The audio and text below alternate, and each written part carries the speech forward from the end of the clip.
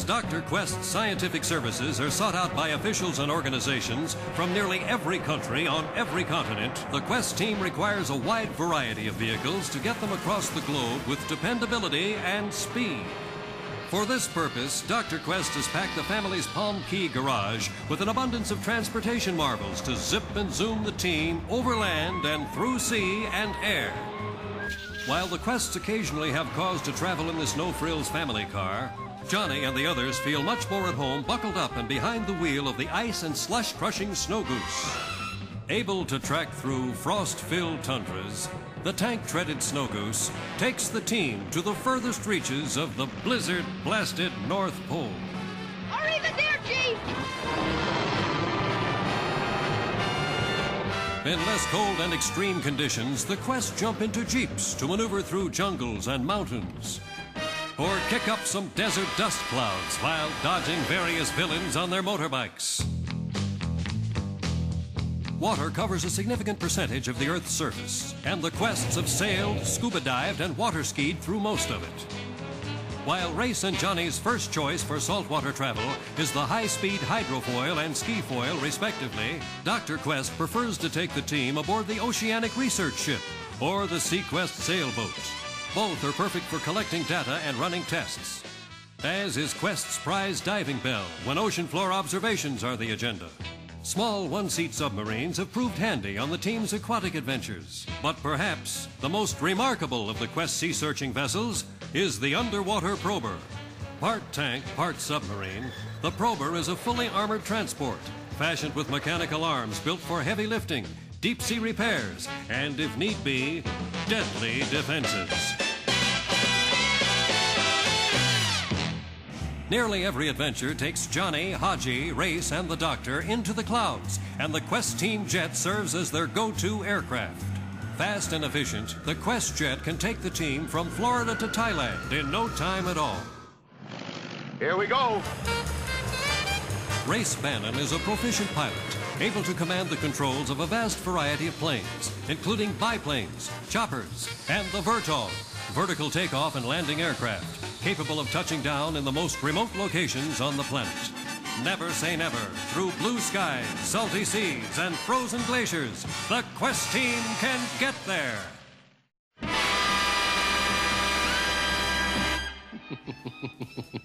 The Quest team has faced scores of treacherous foes and outlaw organizations on their action-packed adventures. And while they often seem to be surrounded by crooks and scoundrels, a number of friendly faces continue to emerge in times of peril to help Johnny and his family return to Palm Key in one piece.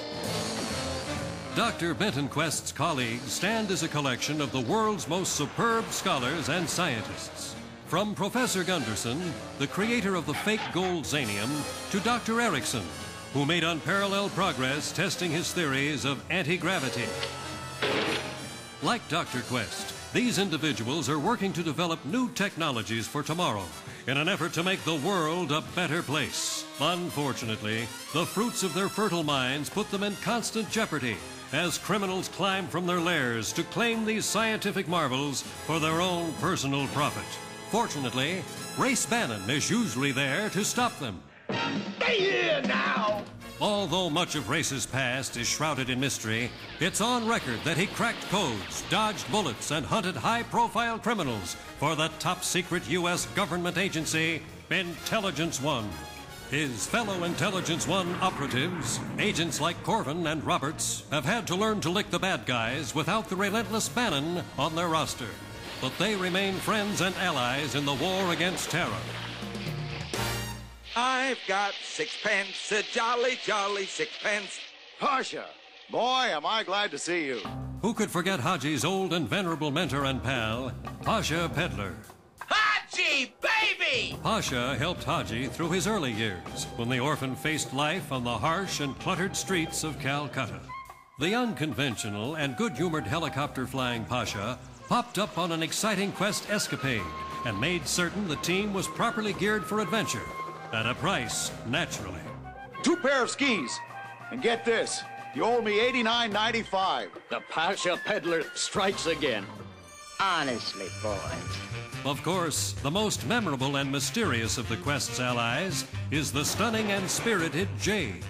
Jade most certainly shares a past with Race Bannon. However, the precise details of what that past includes is unclear.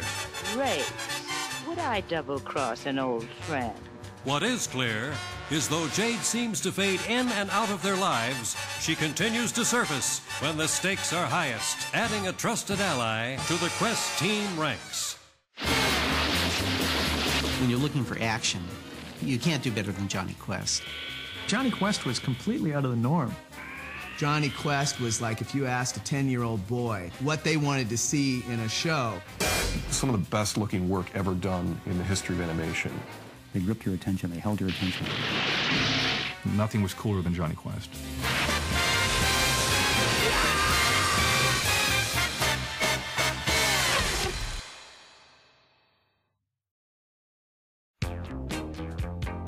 What was different about Jonny Quest was animation in primetime was a fairly new thing. Hanna-Barbera had done Flintstones and Jetsons, I think. This was them taking that and going in a different direction, making an action show, really, an animation which had never been done before. They were thinking originally of doing an adaptation of Jack Armstrong, an old radio show, and that was the first development that was done for it. And what happened is when they were into it a little bit, they realized that it might be better and give them more artistic freedom to just create their own characters from whole cloth. The artistic crew from Hanna-Barbera had to completely get into waters that were utterly unknown to them. These people drew guys with big feet running around in their Flintstone mobile and stuff. They had never made realistic figures move. Doug Wildey had made a name for himself doing adventure comic strips, and Bill and Joe knew that. Doug tapped outside of the animation field and brought in people that were traditionally adventure strip cartoonists and trained them to work in animation. Most artists don't particularly care for drawing things that are really, really detailed. And to Doug, that was Dreamsville. That was great. He liked doing that sort of thing. The art style reflects his art style to a T. Johnny's bright yellow hair against his black shirt, Race's white hair against his red shirt, things like that. Those characters read crystal clear and were distinctive, striking, and unique looking. The show really felt like a living comic strip. That was revolutionary. Sounds like trouble, Doctor. We're due for some action. You have to hear that theme song in your head and get ready for adventure. The opening titles had pterodactyls and machine guns and mummies and robot spider guys, all done to this really cool music. And the first time I saw that, I just about, exploded.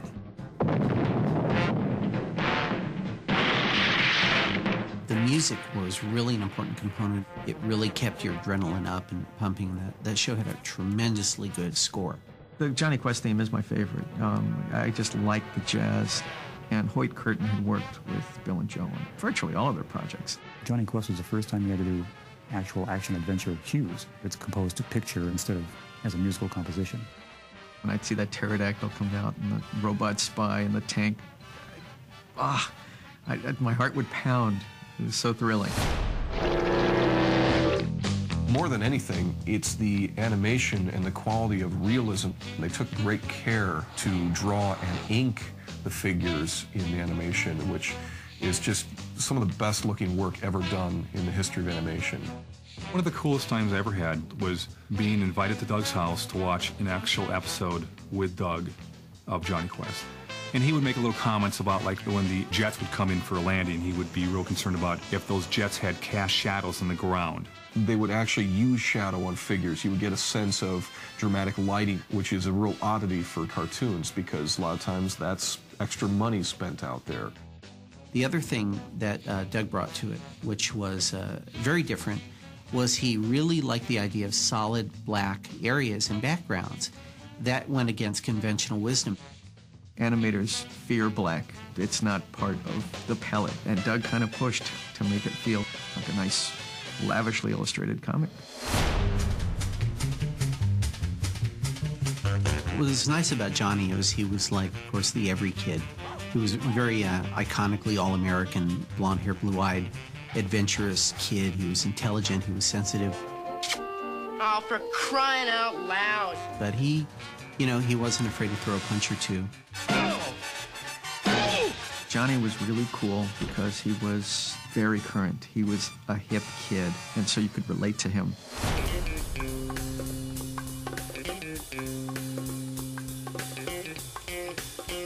Dr. Quest is a character that is just appealing, being the smartest guy in the world. Did you recognize that one, boys? That was a bottlenose dolphin.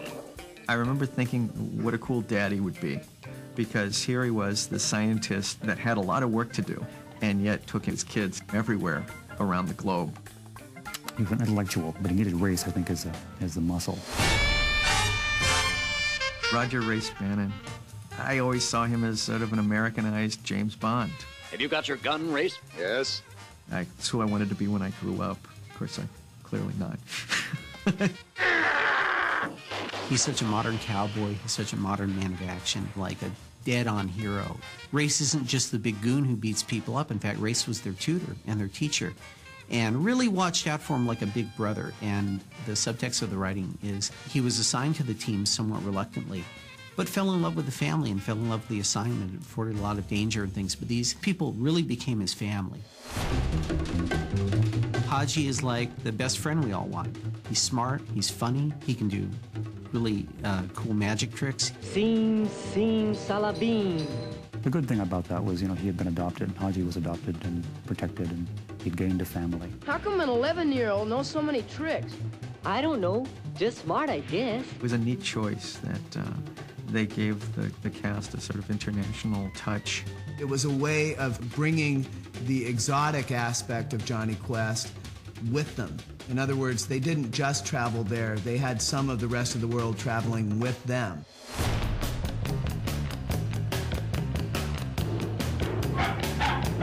Jonny Quest needed to have a lighter edge to it, so Bandit was created.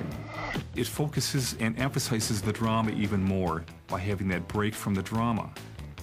So that's why when Bandit would go into his little antics, it would be the right moment to quiet the scene and prepare yourself for the drama that was about to ramp up into after that moment. Bandit sort of set the model for the dog sidekicks.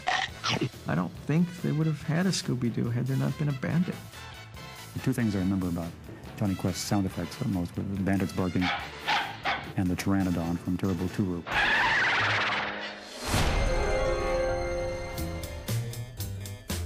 Jade is a terrific character, and she was only in 2. They used her very sparingly, but very memorable.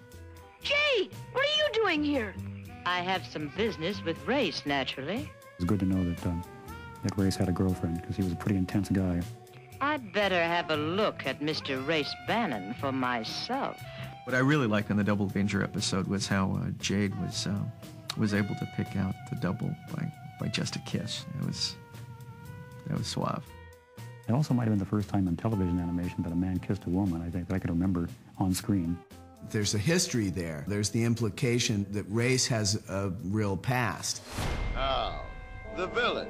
Hardly villains, merely interested neutral observers. My favorite characters from the show would basically be the villains or monsters that would show up throughout the course of an episode. Jonny Quest was extremely scary. Some of the monsters that appeared on the show were absolutely as frightening as they could possibly be to a young kid, which is, of course, why we liked it. It had that sense of danger that was missing from most Saturday morning cartoons. I love all the villains on that show, whether they're creatures, and the creatures were fantastic, to the gun-wielding thugs, because that seemed more real. One of the hardest things to do in animation is Jeopardy, because there's such a history of animation, somebody having a bomb blow up and then they look at the camera with a few ashes, but they're right back together again. In Jonny Quest, you know, people didn't, if the bomb went off, people didn't come back. It was a show where the villains died.